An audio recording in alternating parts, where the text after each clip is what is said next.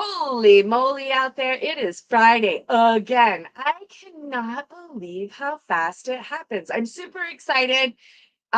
Today, this evening, I get to go hang out with my family. We're going to do some barbecue. My niece has friends and family evening for her pom team. So we're going to get to go see her new routine for the season. Super excited about that. But even more importantly, I am super excited to be here and share yet another of my friends with you all. So, if you're new here and you're wondering, my name is Nicole Broadhurst. I'm a former healthcare administrator turned independent patient advocate, CEO of Tennessee Health Advocates, and founder of The Circle, where advocates surround patients with support. So today I'm really excited because my friend Gail has been an RN for, I don't know, 40 years, and she brings her experience to Lighthouse Patient Advocacy as a board certified patient advocate. So her experience spans from bedside practice to healthcare leadership. She has a vast knowledge, which gives her a unique ability to understand the challenges of the system, as well as the expertise and ability to navigate and resolve complex medical issues. Here's my friend Gail. Thanks so much for hanging Hello. out with me today. How are Thanks for that you? wonderful introduction. There's a lot I don't have to share. That's all very true. I'm great. How are you? I'm doing fantastic. I'm super excited. This is great because I've been wanting to catch up with you anyway, and I saw this on my calendar. I was like, I'm gonna hang out with Gail and get Yeah. all caught up with her on Friday. So I'd love to talk about your nurse, and I want to hear about how you got into patient advocacy and what actually motivated you to start Lighthouse. Yes. Thank you very much. Thanks. Well, interestingly enough, as you said, I've been an RN for a very long time and started in a diploma program actually, and then earned my bachelor's many years later. But part of the culture, I think, it's like the chicken and the egg. I don't know if it was always in me and that program kind of developed it, or it was under the surface and that program developed it massively. But I have always advocated for my patients all throughout my career. And it's always been important to me to understand that is like key. I don't care if it's a car engine, I don't care if it's a healthcare condition or a recipe. I need to understand the what and the why. And I figure if I understand it, I can do it better, I can practice it better, I can learn it better, I can share and educate it better. So that's always been part of what I do. And so as years went on and I had all this different opportunity in my practice to develop different skills, continue skills, grow skills, I always continue to advocate. And then when my bedside or leadership years started winding down, I thought, what can I do next? And it's taking everything that I've been doing for 40 something years and bringing it to Lighthouse Patient Advocacy, which is why I developed Lighthouse Patient Advocacy. I love it. I love it. So at Lighthouse, are what kinds of patients do you help at Lighthouse? So for people that are listening and are wondering, would Gail be a good advocate for me or my family? What kinds of things would they need to be thinking about? Who is it that you help? Well, interestingly enough, one can actually, in my opinion, because I've experienced it, have a very broad career and have touched many different types of patients. And therefore, I love the complex medical. That is my ideal client. Somebody who, it's an unknown diagnosis or they've been diagnosed. I have a client now who is literally 1 in every 1 million people will have this Wow. disorder. So very, very unusual disorders, all the way down to your COPD, cardiac issues. I'm very familiar with the biological part of the body. So that helps to connect dots for both me and the client, as well as make sure their provider is understanding and seeing and communicating the way they should. So really complex medical or any specific system that is giving somebody an issue. Nice, nice. So, so do you help coordinate the medical team for folks that have these multiple, complex or rare issues. I'm guessing, talk to us a little bit about what that looks like as far as their care team and how you work and coordinate with their care team, Right, or what that entails. right, great. Thanks. Good question. The unique opportunity we have in the advocacy world, and certainly with Lighthouse Patient Advocacy, is that each client or patient has their care um, originally prepared and guided depending on their need. So when you have somebody who's complex medical, whether it's one diagnosis or many, or one really rare condition, you really go with the flow of whatever that person needs. So the first thing I would do is obviously connect with them, make sure we're a good fit.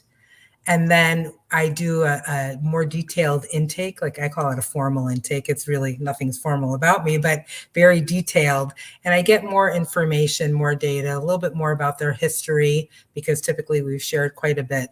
And then things like their medical insurance, if they have any, their provider list, that kind of thing. I also have them sign a HIPAA release for their own privacy. And so I'll get records and try and get information on the outset of things, because I've learned that as much as people tell you, there's always things that they kind of oops didn't remember to tell you, or just neglect to tell you because there's so much going on. And then after Yeah. that, it's a matter of who are you going to see. I attend visits virtually for the most part. I am nationwide, so I attend virtually. I introduce myself. I give the client a little instruction with put me on speakerphone and keep the phone where I can hear both you and the provider. I introduce myself to the provider, and it's always a great relationship builder. I would venture to say that it probably does help, right? Like your presence and your involvement. Talk to us a little bit about how that helps the provider. Like what value Mhm. did you bring in that relationship? Yes, and it's so true. And I think advocacy itself, I'm finding, is really becoming much more well known, and people are more comfortable with dealing with advocacy that were not maybe before. And that includes the provider as well as the client and their family. So I have had providers tell me, "Oh my God, Gail, you are amazing. Thank you." They thank me so much for all the things that are done. So in being there, even virtually, I've already set up some kind of relationship with the patient. So I typically know how they are. I know their heart. I like to say, like from the movie Avatar, I see you. It's very, very important to me just Mhm. to really see them. And so I can speak to what I know is more their concern. I can get a little bit more information from the provider. I can explain in the middle of the appointment to the patient or the client really what the provider may be trying to get across in a way that will help them understand it better, help the patient understand it better. And then I can follow up afterwards. So I have clients that Right. don't do well at all with what's going on. And then others is very common, just kind of don't hear everything. And then you kind of feed that information slowly to them as they're willing and able to accept it. Sure. I was just thinking. So, Gail, I'm sure, and I would be interested to hear from. I am interested to hear from you about. So, do providers see any kind of improvement in patient compliance as a result of you being there to kind of interpret for them and help the patients better understand what's happening? That's a really good question. And I think that is something that is probably measurable in some fashion. And we should look into doing that. But yes, absolutely. Just from the communication from the providers. And I know from myself, my relationship with the patient and me checking up with them. And even one today is like, I'm on my way to have blood work done. And this is like a huge step that I didn't have to remind that person and kind of you know put it in their Nice. heads. Are they fasting when they're supposed to for a test? Are they holding certain medications? Are they taking their medications? Are they following up with the Mm, pharmacy? Are they following up with scheduling their office visits? So definitely that's a good point. The goal is really not to have somebody lifelong, but to get them to Right. understand the process and be more independent at the end. Nice. I love it. I love it. So we're going to kind of wind it up here. We've been on for a little bit. This has been great, and I'm so excited. And Yeah. I really want to hear from you. Do you have a favorite success story? Something that, just is near and dear to your heart that you'd like to share with us? Yes. So interestingly enough, this person is now passed on, but to me, that the way that it happened was really a success. I had a very difficult, challenging patient who was very, very ill, end stage in an organ failure, and just did not want to acknowledge that, had a really hard time with that. Had very loving, supportive people in his life, a couple of them, but he just really had a hard time. And so he and I really had not an adversarial relationship, but we always were like in the dance of, he wanted to pull towards me, but then when I gently would talk about reality with his doctors and him and on our own, he didn't really like that. So ultimately, getting him to be at peace and ultimately wound up passing on. And I still get communication from the family members that things were so great at the end. And that's really the goal, is to have something really work out well, whether it's immediate or in the end. But yeah, that's somebody I learned so much, and things were tested on my end, but we stuck with it. And Growth he's great. opportunity. Yes, growth Yeah. opportunity. Growth opportunities. I love that. I think that life is all about growth opportunities, right? Yes, Those things that kind of challenge us to step outside of our comfort zone and step into the next version of ourselves is yes.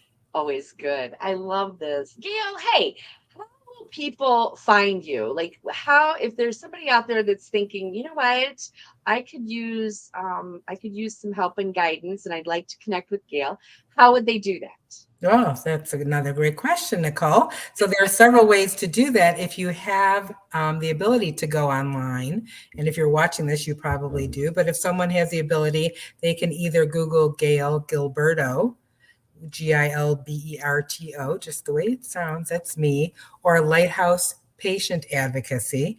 There are several different lighthouse companies out there, everything from vision to spiritual, religious things.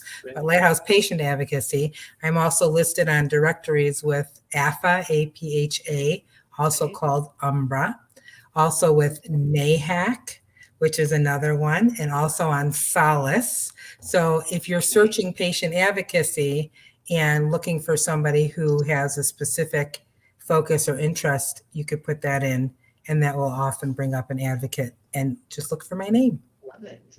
Love it. And of course, we'll put links to all of that in the comments for the videos as well. I love Thank it. you.